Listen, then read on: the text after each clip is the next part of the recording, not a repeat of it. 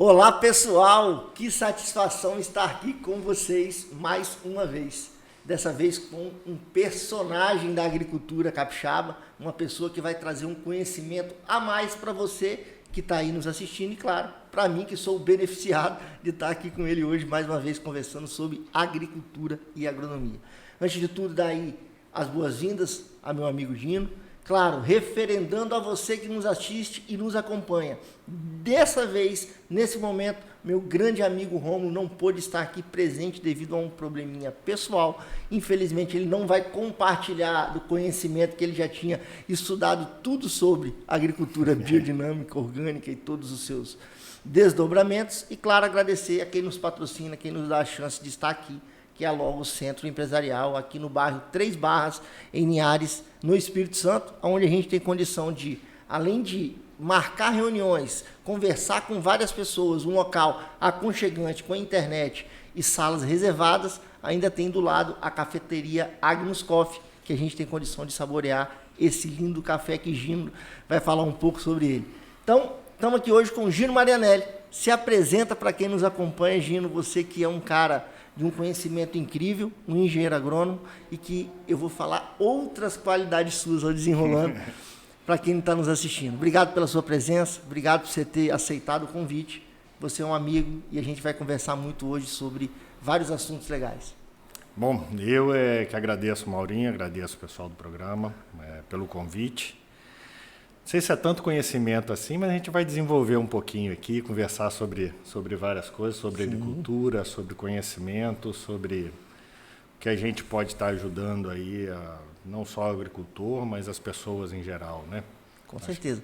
O Gino, pessoal, que além de tudo, né, ele é um engenheiro agrônomo formado em Viçosa também. Então, para quem sabe, né, também sou formado em Viçosa. Então, é um cara que traz uma bagagem, mas além de Gino ser um vizinho próximo das casas dos meus pais, fomos criados praticamente na mesma rua, o Gino tem uma história legal que eu o conheci não da agricultura. Conheci o Gino mestre Cuca, vamos dizer. Gino, antes de falar de agricultura, para as pessoas referendarem e você gerar um rapport ainda maior do carisma que você tem, fala um pouco do que era o Tereza Antônio e o Gino que faz comida.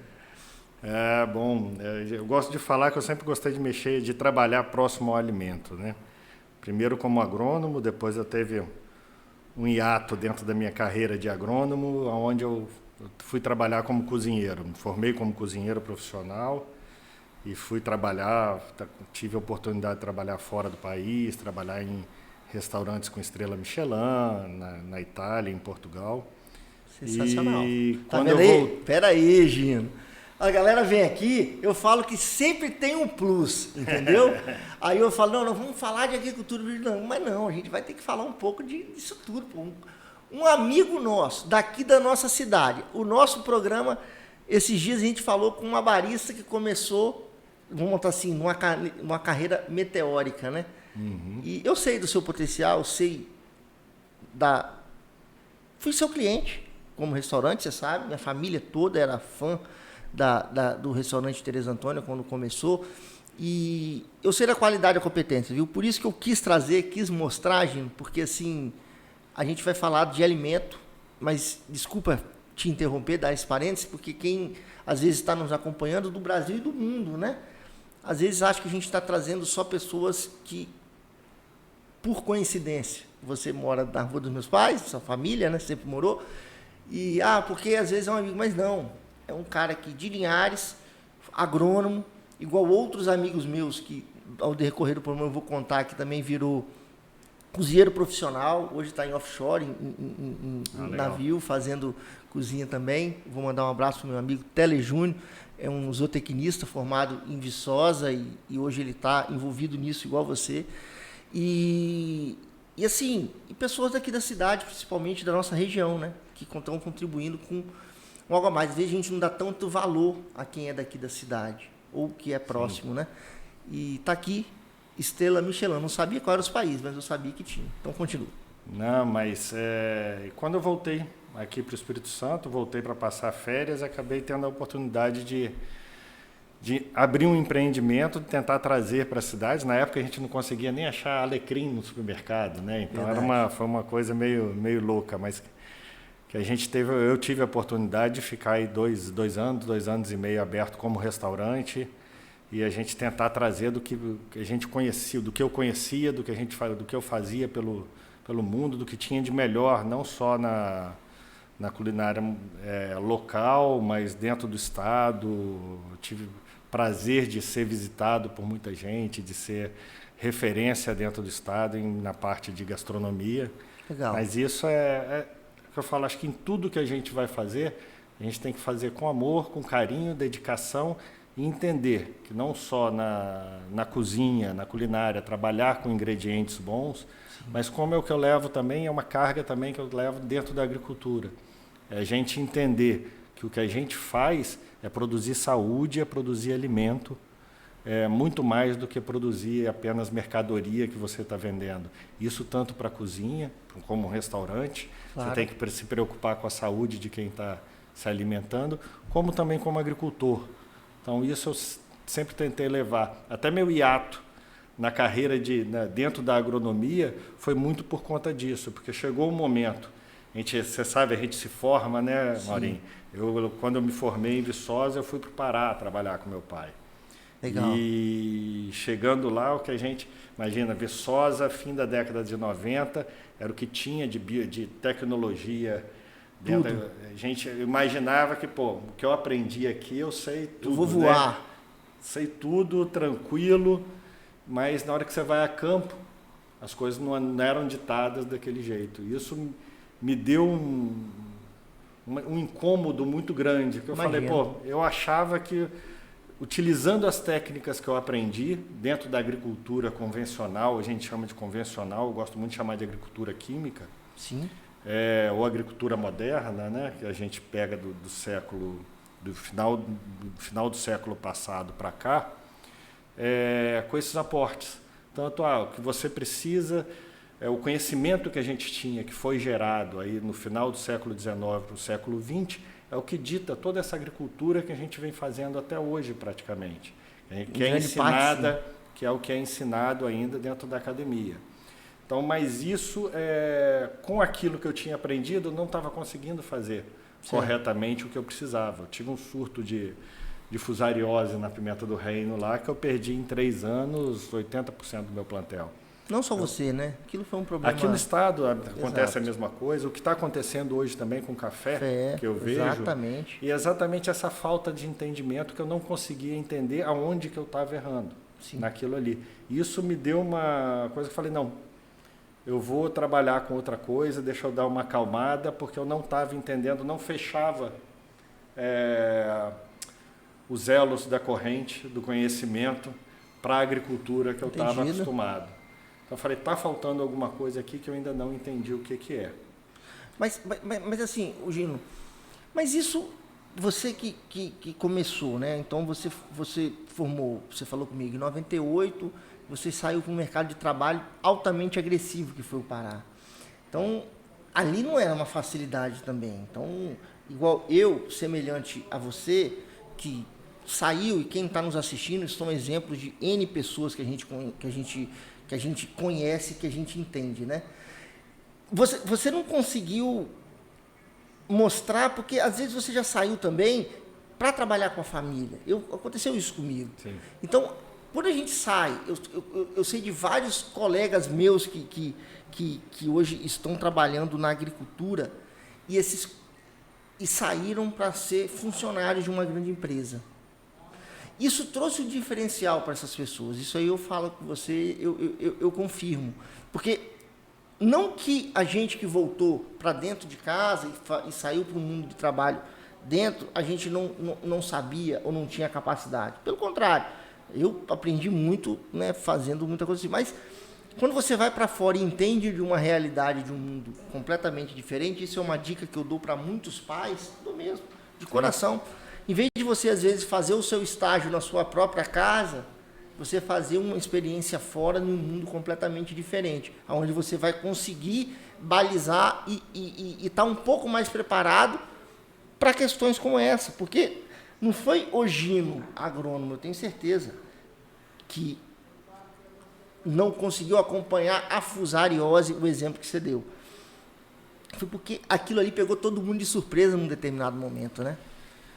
Não digo nem que foi em determinado momento. Eu acredito, como eu acredito até hoje, Maurinho, com certeza. A primeira coisa que a gente tem que fazer eu falo que o agricultor que fica dentro da porteira, ele não conhece o resto do mundo. Então, ele precisa disso. Acho que um grande crescimento para qualquer agricultor, se ele quer realmente evoluir, é você visitar outros agricultores, visitar outras áreas.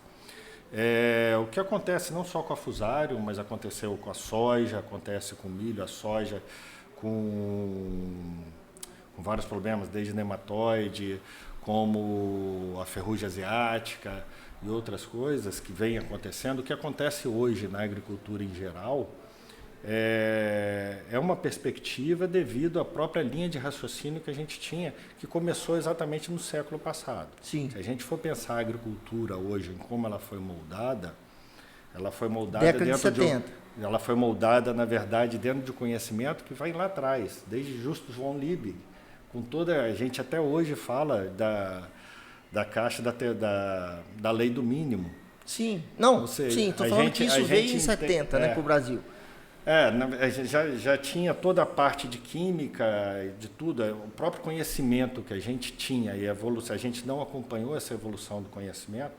O próprio conhecimento que a gente tinha até hoje editado dentro das academias é que a planta absorve apenas por 3 modos a planta vai comer de certo modo e tudo.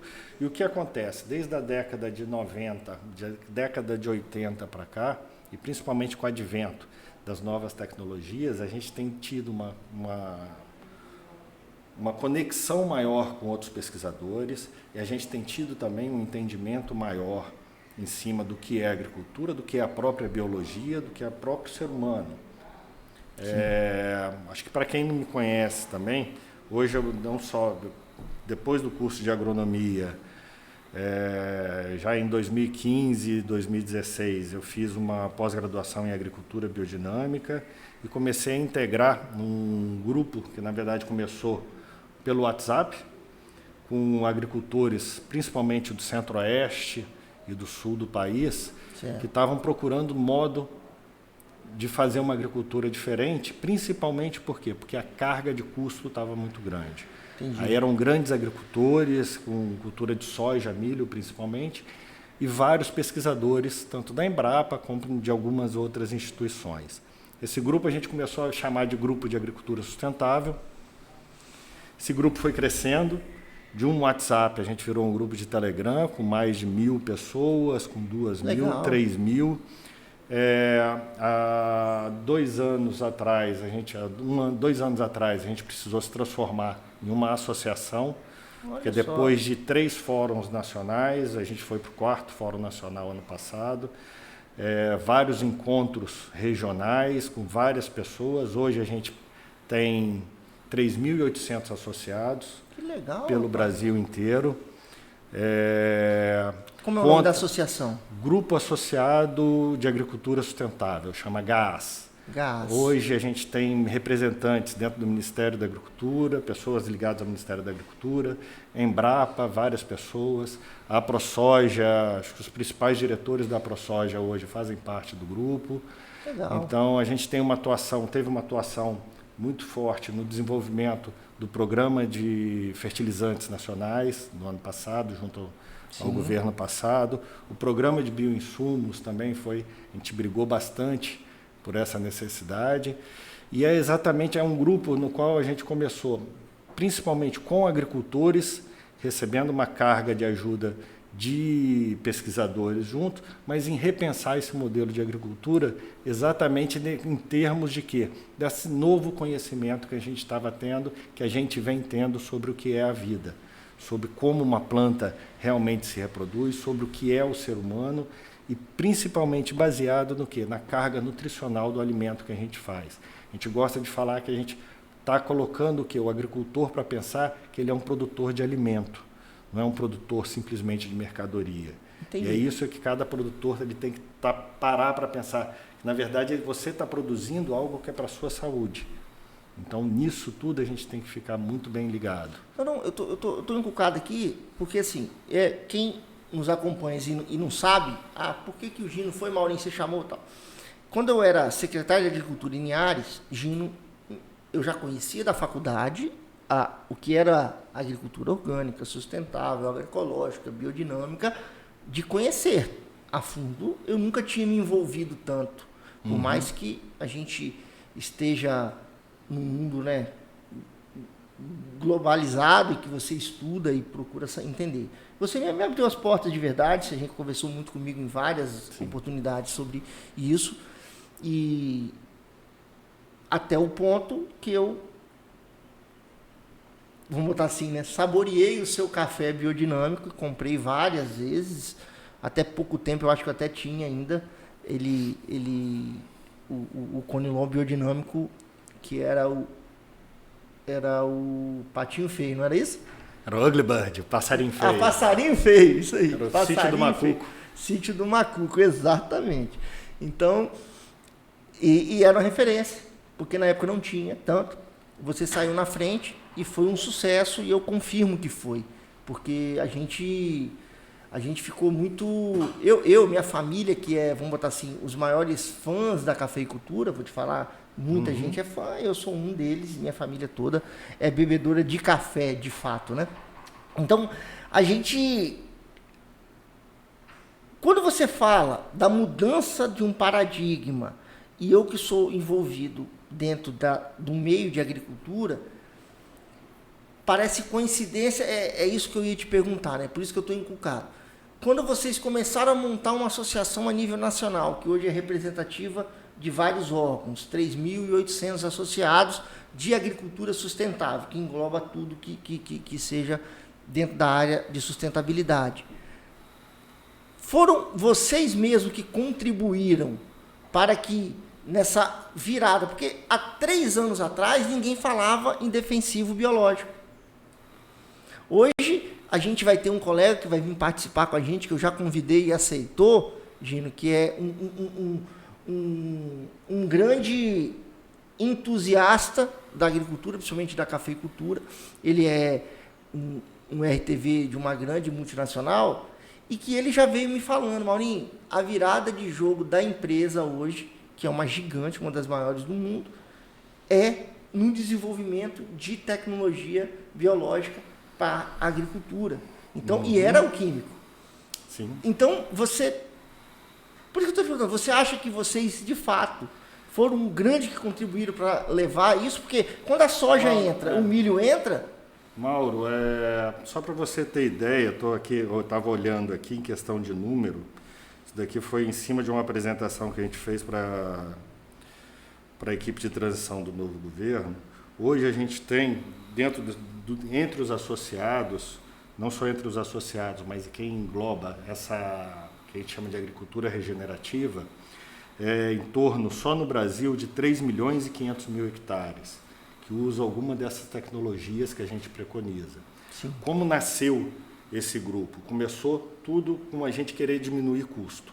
Hoje a gente sabe que a gente diminui no mínimo 30% Sim. a 60% dos custos finais, mantendo produtividade, com produtividade sendo elevada. E eu sou que não usava e comecei a usar, tá? O que a gente começou lá atrás, utilizando o que a gente chama hoje de remineralizadores de solo. Sim. A gente brigou muito para ter a lei que reconhece o remineralizador de solo, que nada mais é do que pó de rocha, como uma ferramenta de nutrição para a planta, nutrição para o solo. O Estado tem um potencial imenso com o tanto de pedreiras que a gente tem, só eu conheço. Eu sozinho já fiz pesquisa aqui em pelo menos 5 pedreiras diferentes. O que precisa é essa conscientização, que precisa quem são os donos da pedreira ou quem mantém esse material em registrar, em conseguir isso daí, porque hoje a gente tem aval isso, consegue até financiamento para a pessoa poder consumir isso daí. Hoje o Plano Safra abrange também os remineralizadores. Tem gente trazendo remineralizador aí de 2.500 quilômetros. Mas explica para quem não conhece, o que é o remineralizador? Vamos falar assim para quem está, o agricultor, o produtor, ou às vezes qualquer um que está nos assistindo que... A gente tem que parar para pensar que o solo que a gente pisa, ele veio de uma rocha. Sim. Ele é parte de um temperismo de uma rocha. Claro. Quando a gente pensa isso daí, em 1848, um pesquisador, na verdade um médico alemão, ele já escrevia um livro falando sobre remineralizador de solo, que chama Pães de Pedra. Que nada mais é do que, se o solo, todo solo, ele é de origem de uma rocha, se você pegar uma rocha específica e moer ela finamente, você já está diminuindo a velocidade, o tempo de intemperismo. O que a gente entrou dentro do grupo, dentro dessas pesquisas que a gente tem dentro do gás, foi que a gente englobou várias coisas diferentes. O remineralizador nada mais é do que rocha moída.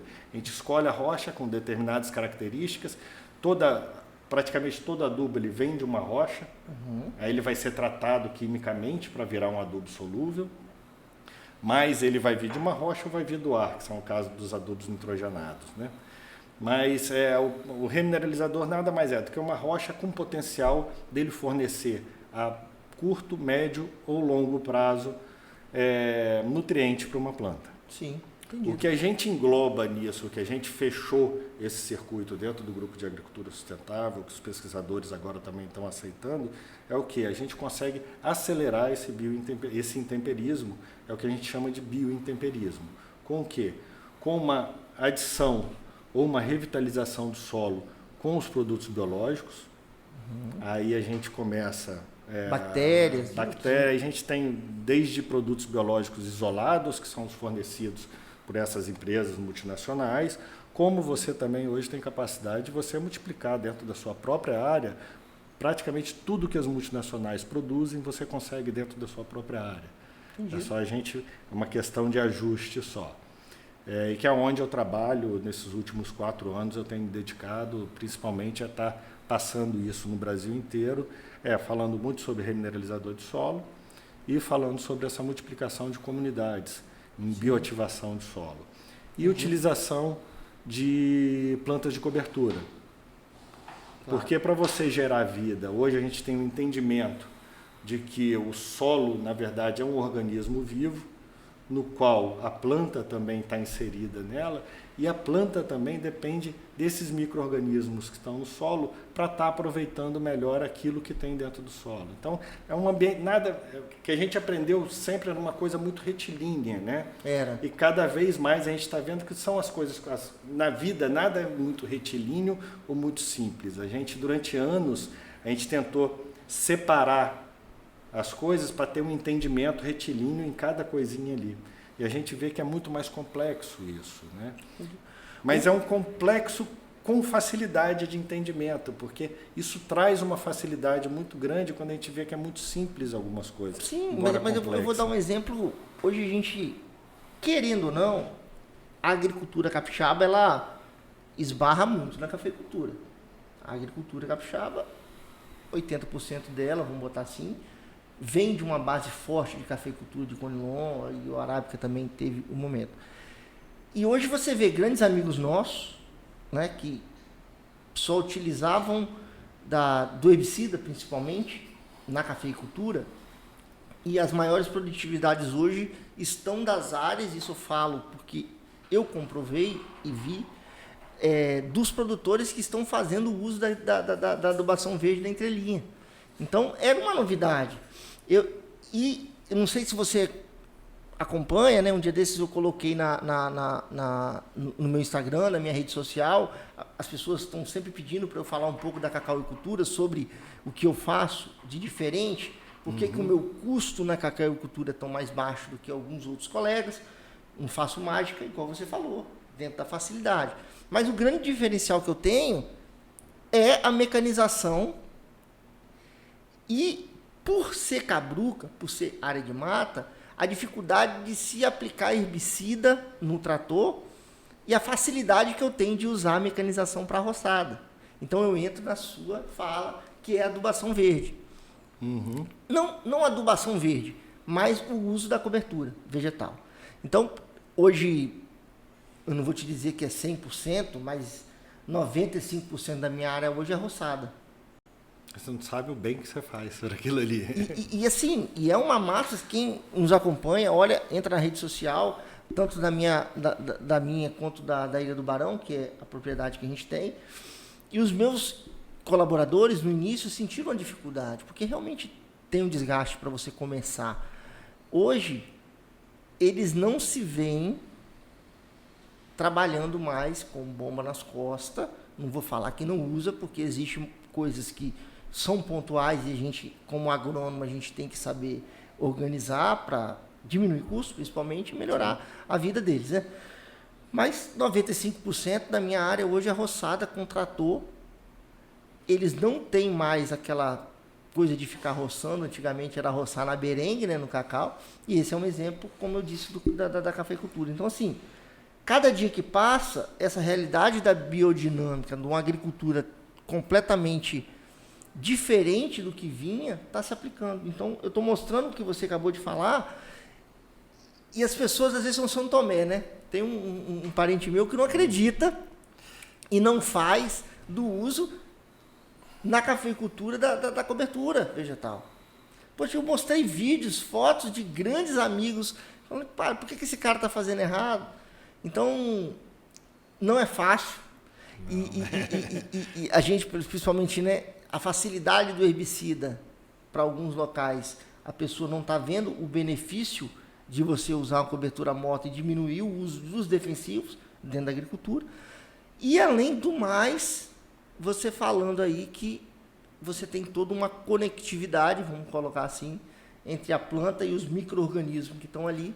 E à medida que você usa mais herbicida, você diminui. Herbicida é um exemplo, né? Sim. Diminui aquela massa vegetal dentro das propriedades. Então, assim, é um negócio que a gente esse mundo não tem como, né? A gente não para, né?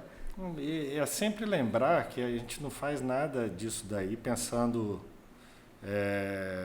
só... É lógico, você tem todo o custo que você tem, tudo, mas o principal de tudo é que essa cadeia que a gente vem, deu certo, eu falo, eu não sou contra nada, você utilizar nada, acho que até peguei um estigma aqui dentro de Linhares durante muito tempo de ser orgânico, e eu nunca fui orgânico, na verdade.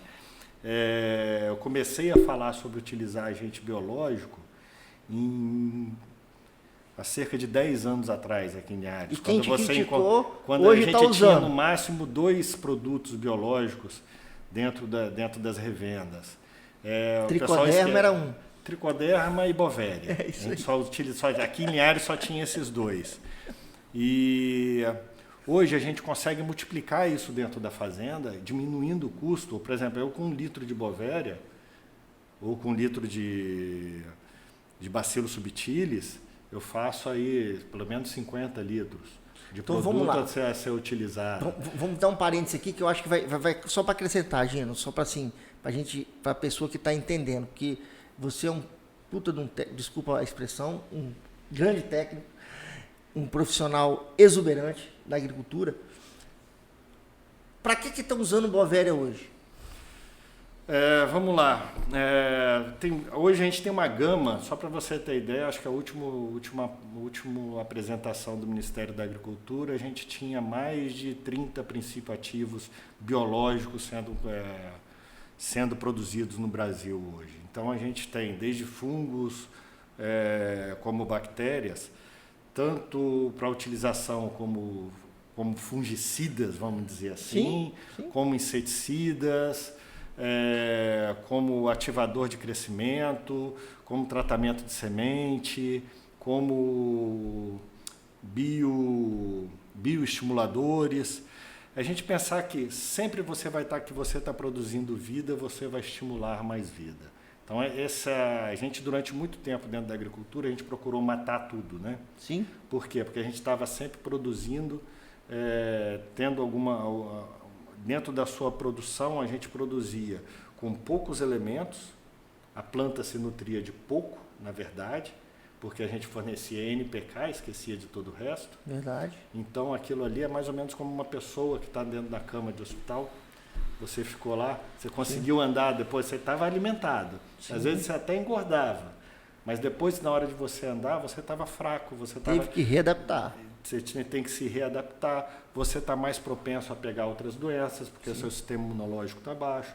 E isso é que durante anos a gente veio fazendo com a agricultura convencional. A gente está colocando ali só aquele soro com nutriente, como se você estivesse no CTI. Isso a planta fica menos resistente a pragas e menos resistente a doenças. Aí nisso tudo é a própria cadeia, coisa que te fornece o adubo químico, também te fornece ali o fungicida, porque a sua planta está específico para aquilo ali. Não, mas aí depois do fungicida que você bateu, teve um ataque de praga. Aí, para quem trabalha com café, lembra um pouquinho disso. Quando você é isso mesmo, gente. Coloca no cacau uma coisa, também, vou falar aquilo que eu entendo. A vaquinha, vou falar pontual, porque assim, é legal que as pessoas entendam que existe esse mundo. O grande problema do cacau que eu não vejo tanto problema mais. A vassoura foi um mega problema e a trigoderma é um. Então, que resolveu bastante, mas ainda... Só que as plantas se auto-adaptaram também a uma tolerância. Sim. Um problema sério que a gente tem é a vaquinha e o carneirinho. Eu nunca tinha aplicado um biológico para eles. Eu apliquei agora, a primeira vez. Coloquei Bovéria? Exato. Então, e existem outras cepas, né? Então me passaram com uma cepa mais, vamos botar assim, específica. Só para você ter ideia, no caso da Bovéria, a Bovéria é o fungo mais cosmopolita que você tem. Aqui nessa mesa agora tem Bovéria, como tem Bacillus subtilis também. Isso aí. Ou seja, em todo o ambiente, 80% dos produtos comerciais hoje que a gente tem no mercado, eles são de fungos e bactérias cosmopolitas. Só para você ter ideia, dentro do ambiente do que é fungo, a gente conhece, a gente tem identificado só de 2 a 3% do que existe no mundo. De bactérias, de 1 a 1,5% do que existe. Então, quando você vai lá dentro da sua mata, você vai ter uma comunidade ali com muito mais, além desses todos comerciais que a gente tem, muito mais do que aquilo que a gente conhece. Mas a gente precisa só melhorar a população. A gente só precisa melhorar a população e não agredir a essa população. Legal. Porque tudo na vida, um dos problemas que eu vejo hoje mais para frente, na utilização dos biológicos, hoje a gente está tendo principalmente das empresas e tudo, uma visão como você utiliza um fungicida ou como você utiliza um inseticida. Você tem tal problema, vamos utilizar isso daqui. Mas não pode. A gente tem que entender qual é o problema que a gente está tendo. Por que você está tendo esse problema? Porque ali a gente não está atacando o problema em si. A doença ou o patógeno, é uma coisa que eu gosto de falar, que patogenia ou praga é uma questão só do time do que aquilo está ali. É você colocar as condições para que aquilo vire uma doença ou para que aquilo vire uma praga. No fundo é um manejo integrado que nós aprendemos na faculdade, né? Que às vezes as pessoas não usam, né, Gino? E tudo vai viver em comunidade. Então, o que está acontecendo, tanto não só os micro-organismos, como a gente também, a gente vive numa eterna simbiose, uma eterna comunidade onde um depende do outro. Uma visão nova aí a partir dos anos 90 que a gente tem, que é do holobionte, que é o quê? Que não existe mais ser vivo que vive sozinho. Essa visão individualista que a gente está deixando para trás. A própria visão darwiniana que a gente tem de que a vida é sempre uma batalha, a gente está deixando para trás com os novos conhecimentos que a gente vem tendo, que a biologia vem tendo. Em 1991 foi criado um novo termo, que é o holobionte, que é o quê? Hoje nenhum né, macro-organismo, a gente sabe que nenhum macro-organismo mais ele é sozinho. Na verdade, a gente é um ecossistema à parte. Você que está aí, ou eu, ou qualquer outra pessoa, a gente possui em torno aí de 10 trilhões de células no nosso corpo. Desses 10 trilhões de células, a gente só tem 1 trilhão de células que tem o nosso DNA. 90% das células que habitam o seu corpo e coexistem com você no seu dia a dia são células simbiontes. São células de outros organismos que estão vivendo com você. Hoje a gente sabe que a gente, praticamente todas as características, isso daí é epigenética, a gente passou a estudar muito isso, as características que a gente tem não são determinadas só pelo nosso DNA, isso sim, mas pelo DNA também que está envolto dentro da gente, pelos outros organismos que é o fenótipo que a gente tem. E não só o ambiente, mas como os outros organismos que vivem junto com a gente. Gente, ó, é aula. Eu falo que o Desenrolando Podcast, Gino, não é mais entrevista ou um bate-papo. Está sendo aulas ao vivo que a gente está dando, porque estou aqui para rasgar cedo para você não, e outros que estão vindo e que vão por vir.